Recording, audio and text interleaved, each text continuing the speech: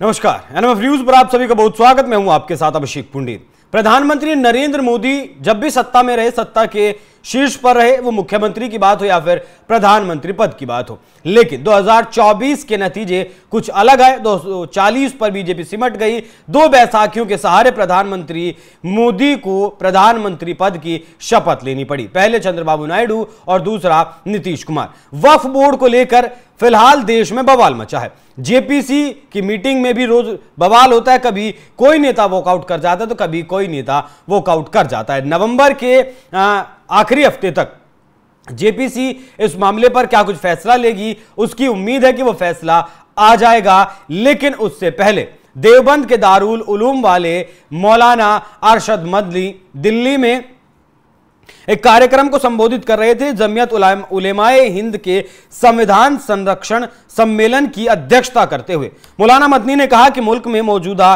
फिरका परस्त जहनियत है। वक्फ बिल एक जरूरी मुद्दा है और जिन बैसाखियों पर मोदी सरकार चल रही है, वो चंद्रबाबू नायडू हो या फिर नीतीश कुमार हो, मैं कहना चाहता हूं कि वो अपना समर्थन इस सरकार से वापस ले ले। केंद्र की सत्ता में भागीदार टीडीपी जो चंद्रबाबू नायडू हैं, उनका जिक्र करते हुए उन्होंने कहा, मैं नायडू का शुक्रिया करता हूं। बीजेपी की हुकूमत को मुल्क के लोगों ने हरा दिया, लेकिन दो बैसाखियों पर बीजेपी की हुकूमत बैठी है।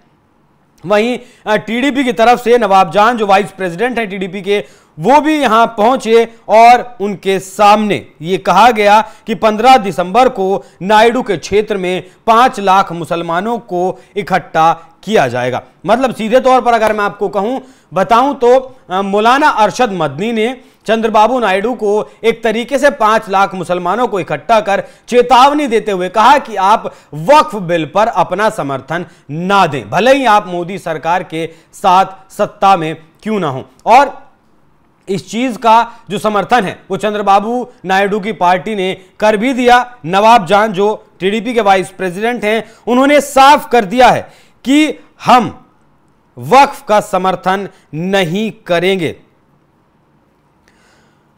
अब यह भी समझने वाली बात है कि जो चंद्रबाबू नायडू अपने प्रदेश में मुसलमानों को आरक्षण देते हैं, वो चंद्रबाबू नायडू आखिर कैसे वक्फ बिल का समर्थन कर सकते हैं। चंद्रबाबू नायडू ने कहा कि जिस धर्म का जो बोर्ड है उसमें उसी धर्म के लोग होने चाहिए, हम ये वक्फ संशोधन बिल नहीं लाने देंगे। 15 दिसंबर को आंध्र प्रदेश में जमीयत के होने वाले जलसे में चंद्रबाबू नायडू भी शामिल होंगे।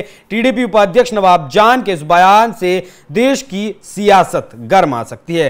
केंद्र की मोदी सरकार को टीडीपी का समर्थन हासिल है, ऐसे में कुछ भी हो सकता है, क्योंकि ये एक बहुत ही गंभीर विषय है, गंभीर मसला है। क्योंकि शीतकालीन सत्र जब संसद का शुरू होगा तब ये सदन के पटल पर बिल रखा जाएगा और जेपीसी जो अपनी रिपोर्ट तैयार करेगी उसे भी सदन के पटल पर रखा जाएगा। अब सवाल उठने लगे कि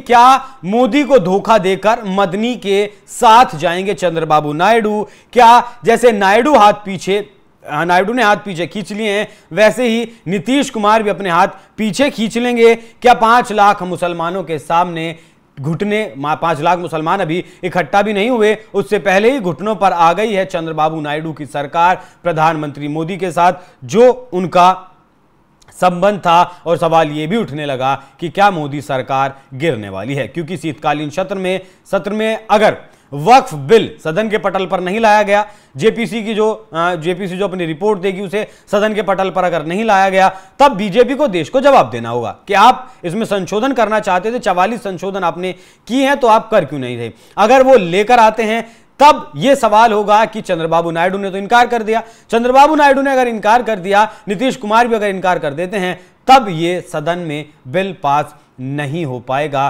तो ऐसे में क्या दोनों दलों के बीच तकरार बढ़ेगी और सरकार गिरने तक जैसी नौबत भी आ सकती है। ये विषय बहुत गंभीर है। अब देखना होगा कि 15 दिसंबर को क्या होता है और उससे पहले शीतकालीन सत्र में क्या चंद्रबाबू नायडू समर्थन वक्फ का नहीं करते हैं, जो जेपीसी अपनी रिपोर्ट सौंपेगी। बाकी क्या कुछ है इस पूरी खबर पर आपकी राय कमेंट कर हमें जरूर बताएं। धन्यवाद।